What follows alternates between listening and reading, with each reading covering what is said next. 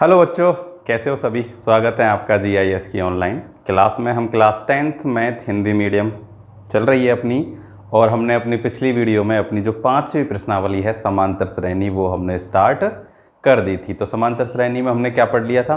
समांतर श्रेणी के में हमने उदाहरण पढ़ लिया था। मैंने आपको ये बताया था कि समांतर श्रेणी क्या होती है। तो एक बार फिर से बताता हूँ कि समांतर श्रेणी क्या होती है। समांतर श्रेणी का मतलब है कि किसी भी नंबरों की एक सूची में अगर नंबरों के बीच समान अंतर होता है, क्या होता है? समान अंतर, तो उसको श्रेणी को क्या कहा जाता है? समान अंतर कहा जाता है। और जितने अंक का अंतर होता है उसे क्या कहा जाता है? सार्वंतर कहा जाता है। क्या कहा जाता है? सार्वंतर। तो सार्वंतर कैसे निकालते हैं? और किसी भी जो अपने पास सूची दी गई है वो समांतर श्रेणी है या नहीं है, कैसे पता करते हैं, ये भी मैं आपको पिछली वीडियो में बता चुका हूँ। तो उदाहरण हमने कर लिए थे इसके। तो आज 5.1 प्रश्नावली शुरू करेंगे। 5.1।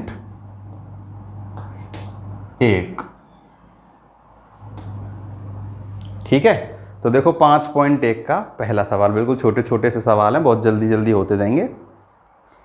कि प्रत्येक किलोमीटर के बाद टैक्सी का किराया, जबकि प्रथम किलोमीटर के लिए किराया 15 है और प्रत्येक अतिरिक्त किलोमीटर के लिए किराया 8 है। निम्न स्थितियों में किन परिस्थितियों में सूची AP है और क्यों? तो देखो पहला सवाल जो है उसमें 2 सवाल है, जिसमें हमें केवल ये बताना है कि जो इसने कहा गया है वो जो स्थिति है वो AP बन सकती है या नहीं बन सकती। तो देखो इसने कहा है कि प्रथम, पहले का पहला है, प्रथम किलोमीटर किराया कितना है? 15 रुपये है। ठीक है, और उसके बाद प्रत्येक किलोमीटर पर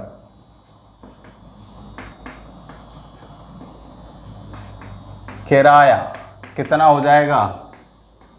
8 रुपये जुड़ जाएगा। यानी पहला तो है 15 किलोमीटर और उसके बाद हर एक किलोमीटर पे 8 8 8 8 रुपये जुड़ते चले जाएंगे। तो देखो एक सूची बनेगी। कैसे? पहले किलोमीटर का तो बनेगा 15 रुपये किराया, दूसरे का कितना बनेगा भाई? 8 जुड़ेंगे। ठीक है, तो 15 और 8 23 हो जाएंगे, फिर 23 और 8 31 हो जाएंगे, फिर 39 हो जाएंगे, और ऐसे ही ये चलता जाएगा। क्या होता जाएगा? चलता चला जाएगा। तो ये एक सूची बन रही है, और ये सूची कैसी है? समांतर श्रेणी है। देखो समांतर श्रेणी की मैंने आपको एक और परिभाषा बताई थी जो किताब में लिखी हुई है ना, कि किसी भी एक प्रथम पद में, तो प्रथम पद तो 15 दिया गया है, अगर किसी समान नंबर को या किसी भी एक फिक्स मान को जोड़ देते हैं या जोड़ते जाते हैं तो एक सूची बनती है जिसे हम समांतर श्रेणी कहते हैं। तो ये एक सूची बनी है, तो हम लिख देंगे हाँ समांतर श्रेणी है। समांतर श्रेणी है क्योंकि पदों के मध्य समान अंतर है। क्या है? समान अंतर है। आगे बात समझ में? हाँ, क्या है ये? एक समांतर श्रेणी है क्योंकि पदों के मध्य समान अंतर है। जब भी पदों के मध्य अंतर समान होता है तो समांतर श्रेणी होती है। इसी में दूसरा है, देखो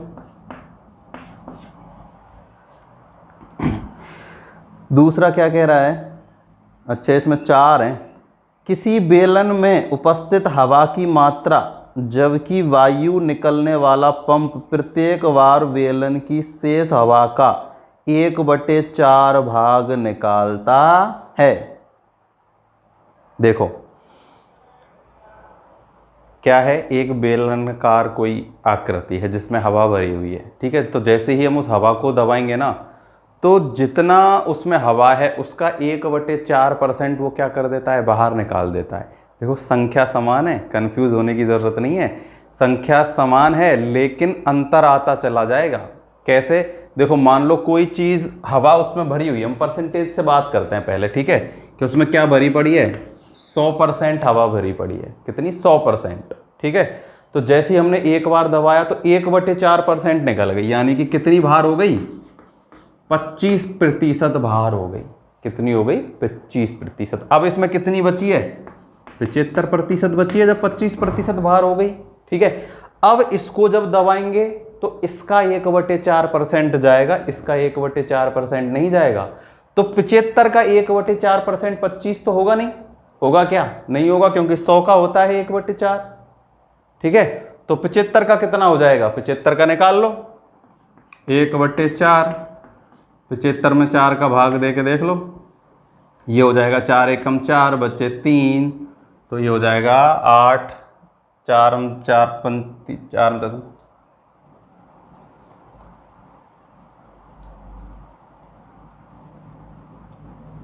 ये हो जाएगा 8 चौके 32, 18 पॉइंट कुछ आएगा। ठीक है, पहले आया 25% और अब कितना आएगा 18 पॉइंट कुछ %। तो जो अंतर आया है वो समान है क्या, नहीं है, नहीं है समान, क्योंकि अलग अलग हैं सब में। अब उसने जो निकलने वाली हवा है ना, वो कोई मात्रा, वैसे मात्रा नहीं है कि भाई 5 इतनी निकल गई या 10 इतनी निकल गई। अब तो वो परसेंटेज में बात कर रहा है कि 1/4% भाग जाता है। तो 100 का 1/4 जाएगा, फिर 75 का 1/4 जाएगा, फिर 75 में से 18 माइनस करेंगे, उसका 1/4 जाएगा। तो अलग अलग में जा रहा है, तो लिख देंगे नहीं समांतर श्रेणी नहीं है, नहीं समांतर श्रेणी नहीं है, क्योंकि पदों के मध्य समान अंतर नहीं है। क्या नहीं है, समान अंतर नहीं है। देखो 100 का जो मतलब है वो क्या है कि 3/4 जो भाग है वो क्या हो रहा है, निकल जा रहा है। ठीक है, तो वो उसमें काम नहीं करने वाला है। तो ये हो गया अपना दूसरा, ज़्यादा उसमें ये नहीं करना हमें। ठीक है, आपको तो बस ये बताना है कि समांतर श्रेणी है या नहीं है, तो पढ़ने से ही समझ में आ जाता है कि क्या चीज़ समांतर श्रेणी है और क्या चीज़ नहीं है।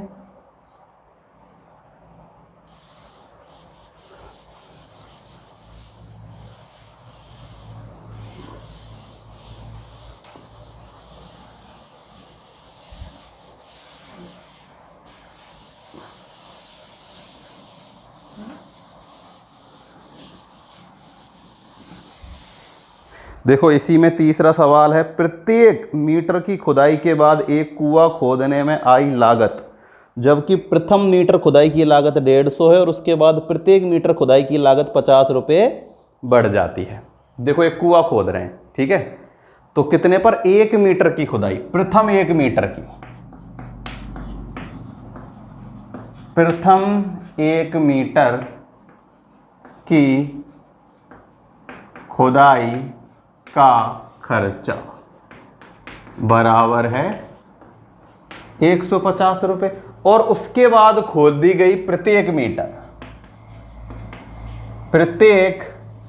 मीटर की खुदाई का खर्चा जो बराबर है वो है 50 रुपये।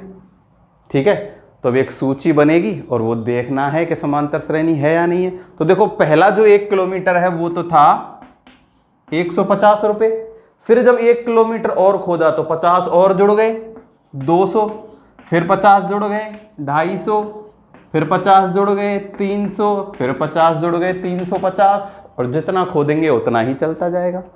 तो देखो सबके मध्य कितना अंतर है, 50 रुपये का ही अंतर है। ठीक है, तो जब भी 1 किलोमीटर के बाद पहला मान तो कुछ भी हो सकता है, उसके बाद अगर कोई एक समान संख्या जुड़ रही है ना तो काम हो जाता है, तो वो समांतर श्रेणी हो जाती है। तो यहाँ लिख देंगे हाँ समांतर श्रेणी है, क्योंकि सार्वअंतर समान है। ठीक है, चौथा,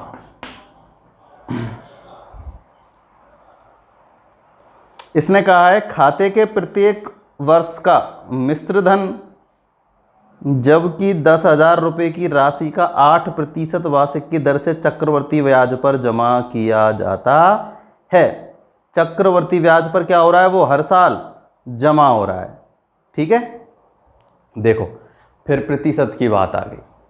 जैसे ही प्रतिशत की बात आती है ना तो समझ लेना वो समांतर श्रेणी में नहीं है मोस्टली क्वेश्चन। क्योंकि देखो 10,000 का, अब 10,000 है, ठीक है, एक साल बाद इस 10,000 का कितने की प्रतिशत की दर से, 8% वार्षिक दर से, 8% की वार्षिक दर से इसमें पैसे जुड़ जाएंगे। तो देखो अब के तो जुड़ेंगे कितने, इसका 8% निकाल लो, ठीक है, इसमें 8 का भाग दे दो तो कितना आ जाएगा, जितना भी आएगा वो इसमें जुड़ जाएगा, ठीक है। उसके बाद जो अगला मासिक होगा ना, चक्रवृद्धि ब्याज में क्या होता है, देखो एक तो होता है साधारण ब्याज, एक होता है चक्रवृद्धि ब्याज। साधारण ब्याज पे तो क्या होता है, मूल जो वेतन होता है, मूल वेतन, उसी पे क्या लगता है, ब्याज लगता है। तो अगर ये साधारण ब्याज होता ना, जब तो ये समांतर श्रेणी हो जाता, क्योंकि इस बार 8% जुड़ता, फिर इसी का 8% जुड़ता, फिर इसी का 8% जुड़ता, तो वो एक ही नंबर आता हर बार, ठीक है। लेकिन अब उसने कहा है चक्रवृद्धि ब्याज। चक्रवृद्धि ब्याज में क्या होता है, अब जो 8% ब्याज आएगा वो इसमें जुड़ जाएगा, और अगली बार जो ब्याज आएगा ना, तो इसके बाद जो संख्या आई ना उसका ब्याज आएगा। तो इन दोनों में क्या आ जाएगा, अंतर आ जाएगा। तो जैसे मैं अगर निकालूं तो देखो एक तो ये है, इससे जो अगला स्टेप होगा ना, इसका जो होगा ना, कैसे निकालेंगे चक्रवृद्धि ब्याज जो होता है, सूत्र होता है, उसकी आप लोगों को जरूरत नहीं है, बस आप तो इतना समझ लो कि ये नहीं है 10/100, 8% निकाल रहे हैं तो 10/100। अब जब अगला हम निकालेंगे तब वो हो जाएगा 10,001 + 8/10 का स्क्वायर। स्क्वायर क्यों हुआ, क्योंकि अब ये इसका 8% निकलेगा तो इसका डबल हो जाएगा, अगली बार ये क्यूब हो जाएगा, उसके बाद और बढ़ जाएगा, तो संख्याएं अलग अलग आती जाएंगी। चाहो तो ऐसे कर लो, देखो 10,000 का 8% निकाल लो, ठीक है। तो क्या कर लो, कैसे निकाल लो, 8/100 कर लो, तो कितना आ गया, 800 आ गया, कितना आ गया, 800, ठीक है। तो पहली बार जब ब्याज दिया था ना तो कितना आया, 800 ब्याज आया।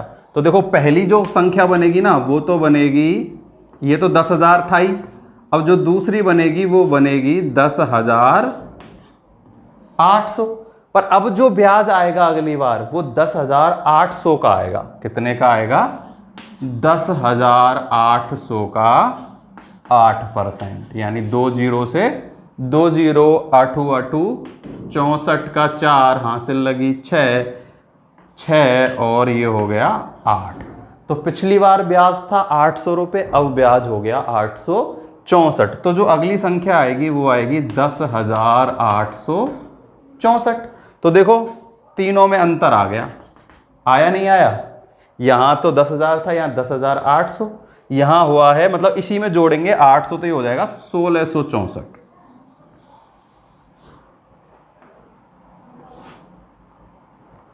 ये 10,000, ये हो जाएगा 1,664, ठीक है, क्योंकि इसमें जुड़ेगा ना 864, तो इसमें जब 864 जोड़ेंगे तो ये हो जाएगा 1,664, यानी कि 11,664। तो अंतर आ चुका है, ठीक है। तो जैसे ही अलग अलग आ जाए तो समझ लेना क्या हो गया, समांतर श्रेणी नहीं है, ठीक है। तो मैं यहां क्या लिख देता हूं, समांतर श्रेणी नहीं है, क्योंकि समान अंतर नहीं है पदों के मध्य, ना लिख लेना ये तो आप अच्छे से कि पदों के मध्य क्या नहीं है, समान अंतर नहीं है। आगे होगी समझ में, कोई ऐसा कठिन काम नहीं है, बस 8% की ब्याज से निकाल के उसमें जोड़ते जाना। वैसे मैंने जोड़ के आप लोगों को निकाल के भी बता दिया है, लेकिन निकालने की ज़रूरत नहीं है, अपन को तो केवल ये बताना है कि वो समांतर श्रेणी है या नहीं है, और क्यों नहीं है वो भी बता दिया। ऐसा कोई इसमें कठिन काम नहीं है। अब देखो दूसरा सवाल,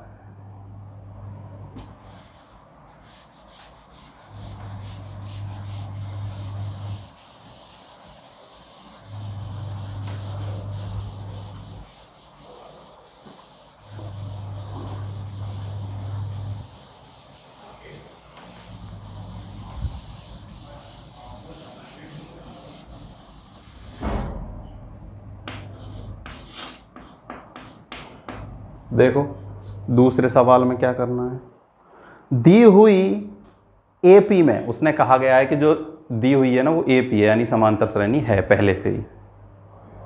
प्रथम 4 पद लिखिए जबकि प्रथम पद और सारवंतर निम्नलिखित हैं। प्रथम पद दिया गया है और सारवंतर दिया गया है, आगे के 4 पद लिखने हैं, बहुत आसान काम है। देखो प्रथम पद यानी कि ए बराबर है 10 और डी भी है 10, ए बराबर 10 है और डी बराबर भी 10 है। ठीक है, समांतर श्रेणी बतानी है तो व्यापक रूप बता रखा है मैंने, या तो व्यापक रूप से कर लो या इस ए में 10 10 10 10 जोड़ते जाओ। देखो व्यापक रूप क्या था, ए प्लस में डी, ए प्लस में 2d, ए प्लस में 3d, 4 पद निकालने ना, ए प्लस में 4d। ऐसे कर लो चाहो तो। ए का मान 10 है तो यहां तो आएगा 10, ए का मान 10 है और इसमें कितना जोड़ दो, 10 और जोड़ दो, तो 10 और 10 कितना हो गया 20। ए का मान 10 है, यहाँ 2d यानी 10 का गुना 2 से, यानी कि 20 जोड़ेंगे, 20 और 10 30, यहाँ हो जाएगा 10 और 3 30 और 10 40, ऐसे ही यहाँ हो जाएगा 50। तो आ गए अगले 4 पद, आए नहीं आए, आ गए। यहाँ आपको क्या करना है, देखो प्रथम पद बराबर है, प्रथम पद यानी कि ए बराबर है 10, तो a1 यानी कि दूसरा पद क्या होगा, a प्लस में d यानी कि 10 प्लस में 10 बराबर 20। दूसरा पद क्या होगा, a1 प्लस में d यानी कि ये जो a1 का मान आया है ना उसमें d जोड़ दो, तो 20 प्लस 10 बराबर 30। तीसरा पद जो होगा वो होगा a2 में क्या जोड़ दो, d जोड़ दो, यानी कि 30 प्लस 10 बराबर 40। ऐसे कर लो, चाहे कोई से इस तरीके से कर लो जो आपको अच्छा लगे। a3 प्लस में d, तो a3 का मान है 40 प्लस 10 बराबर 50। तो अगले 4 पद ये आ गए। ठीक है, अब इसका दूसरा देखो, अब मैं थोड़ी स्पीड से कराऊंगा क्योंकि एक जैसे सवाल हैं ये। ठीक है, प्रथम पद है -2 और d बराबर है 0, तो जब d ही 0 है तो -2 -2 -2 ही आएंगे सारे पद। प्रथम पद -2 है, इसके बाद a1 भी -2, a2 भी -2, a3 भी -2 और a4 भी -2, सभी क्या आ जाएंगे, -2 आ जाएंगे। ठीक है, ये हो गया दूसरा, ये मिटा देता हूं मैं।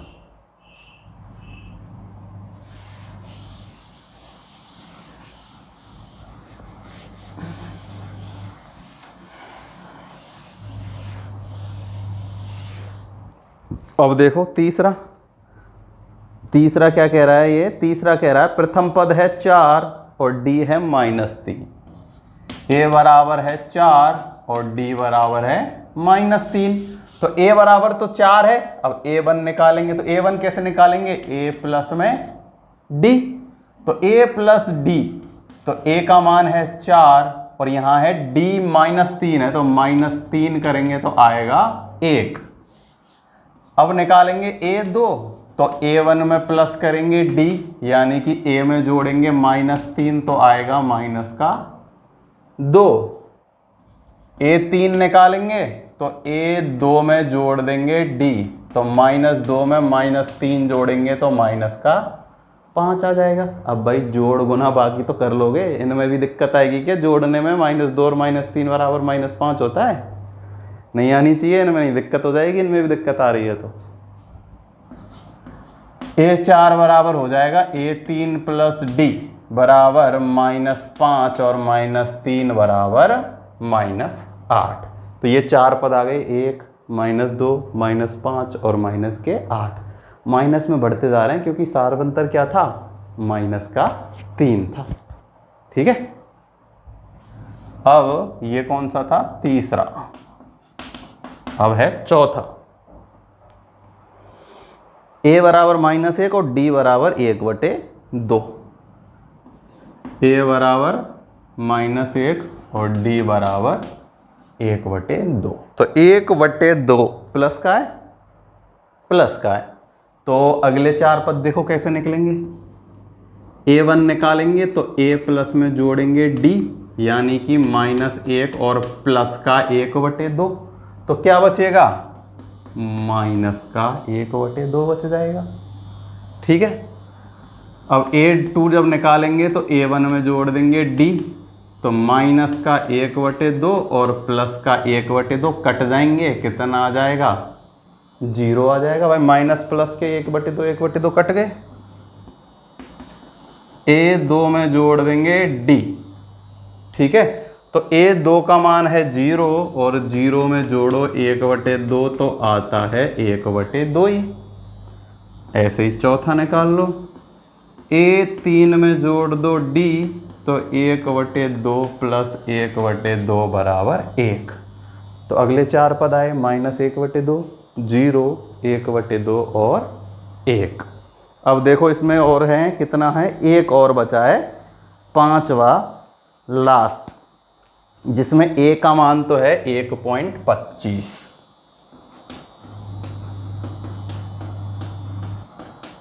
और d बराबर दिया गया है हमें माइनस के 0.25 माइनस के।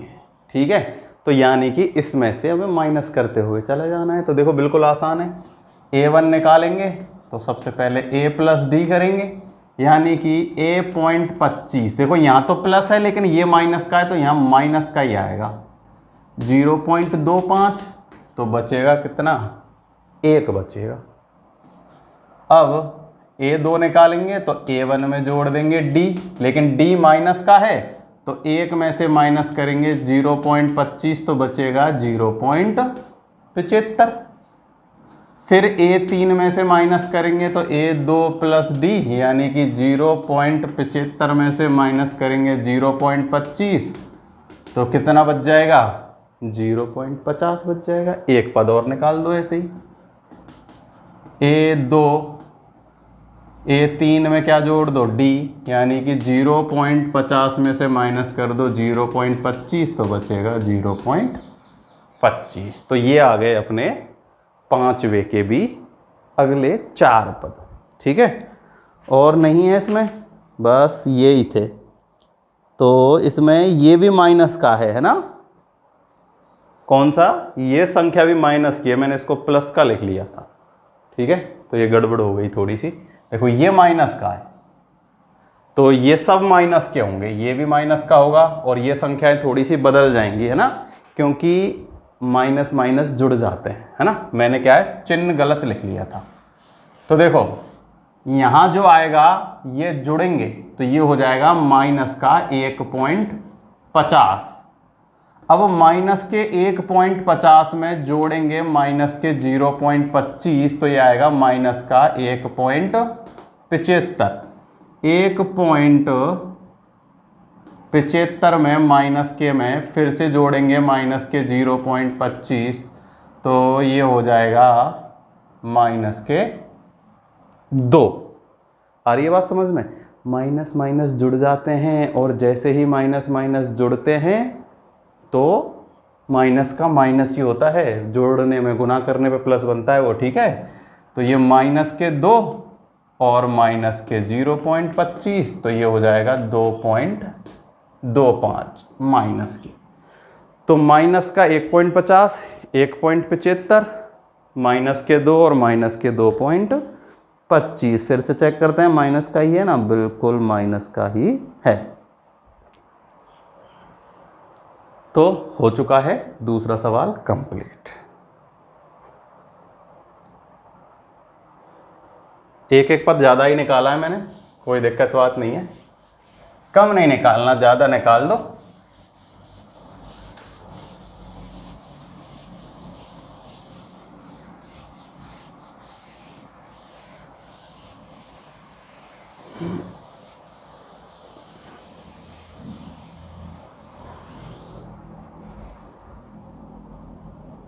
अब है तीसरा सवाल।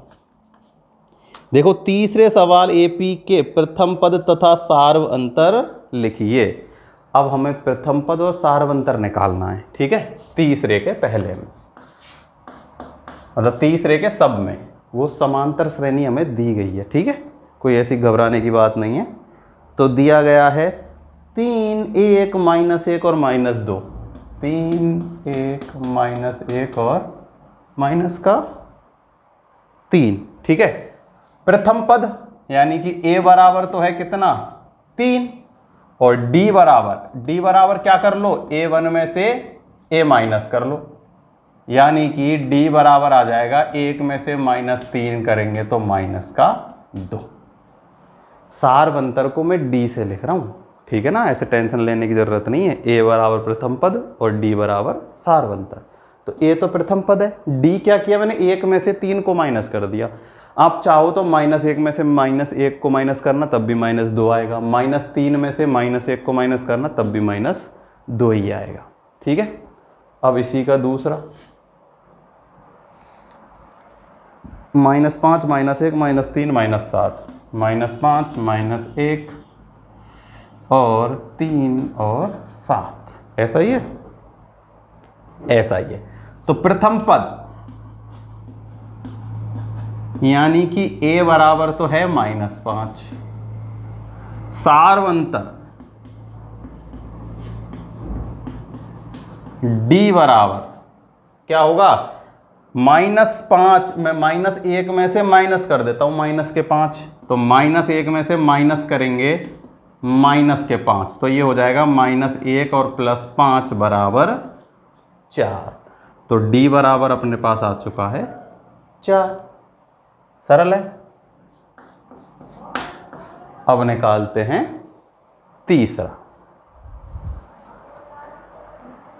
1/3, 3/5, 1/3, 5/3, 9/3 और 13/3। देखो ये तो अच्छी बात है कि सवाल में उसने कहा गया है कि एपी में है। अगर वो ऐसे नहीं कहता ना कि एपी में नहीं है और पहले पता करो ये एपी में है या नहीं है, तो हमें सबको सब में से घटा के चेक करना पड़ता है। लेकिन उसने एपी की कहा गया है, तो हम क्या करेंगे, केवल दूसरे पद में से पहला पद माइनस कर देंगे, ठीक है। तो यहां प्रथम पद जो है दिख रहा है, सीधा सीधा ही पहला पद ही क्या होता है, प्रथम पद, तो ये लिख दिया 1/3। सार्व अंतर निकालना हमें आता ही है, क्या कैसे निकालेंगे, a1 में से a माइनस कर देंगे, यानी ये तो है a, ये है a1, तो 5/3 में से माइनस करेंगे 1/3, लघुत्तम आएगा 3, यहाँ तो बचेगा 5, यहाँ बचेगा -3, तो आ जाएगा 2/3। तो सार्व अंतर कितना आया है, 2/3। अब लास्ट है तीसरे का चौथा, 0.6, 1.7, 2.8, 0.6, 1.7, 2.8,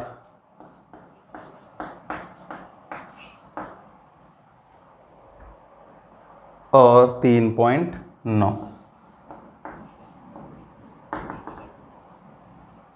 ठीक है। प्रथम पद कितना है, 0.6। सार्व अंतर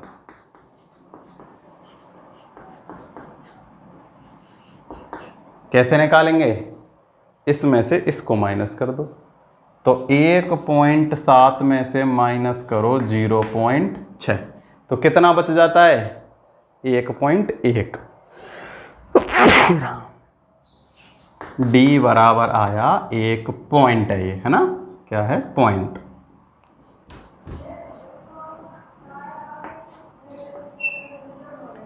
तो डी का मान कितना आया है, डी का मान आया है 1.1। यही बताना था हमें प्रथम पद और सार्व अंतर। तो अब आपको सार्व अंतर निकालने में दिक्कत नहीं होनी चाहिए, ठीक है। दूसरे पद में से बस पहला पद माइनस कर दो, या तीसरे में से दूसरा कर दो। किसी भी बड़े पद में से छोटा पद, बड़ी संख्या की बात नहीं कर रहा मैं कि भाई बड़ी संख्या में से छोटी संख्या, नहीं, बड़े पद में से, यानी कि जो दूसरा पद है या तीसरा पद है या चौथा पद है, चौथे में से तीसरा पद माइनस कर दो, या तीसरे में से दूसरा पद माइनस कर दो, या दूसरे में से पहला पद माइनस कर दो। किसी भी एक पद को माइनस करना है। आगे बात समझ में। अब देखो इसमें एक सवाल और बचा है अपने पास, निम्नलिखित में से कौन से एपी हैं? यदि एपी हैं तो उनका सारवंतर ज्ञात कीजिए और उनके 3 और पद लिखिए। और ये इसमें ज़्यादा सवाल हैं थोड़े, कितने हैं? 15 सवाल हैं। कितने हैं? 15। तो हमें क्या करना है? सबसे पहले ये पहचानना है कि वो एपी में है या नहीं है। उसके बाद सारवंतर निकाल के अगले 3 पद और निकालना। ये आप लोग कोशिश करना करने की कि कितने आप कर पाते हो। नहीं, मैं तो नेक्स्ट वीडियो में कराऊंगा ही, पर खुद से करोगे तो ज़्यादा अच्छा लगेगा। खुद को, आपको अपने आप को भी अच्छा लगेगा कि हाँ कि मैंने सवाल कर लिया, है ना। तो कोशिश किया करो खुद से करने की। मैं तो करा ही रहा हूँ। आज के लिए केवल इतना ही। Thank you.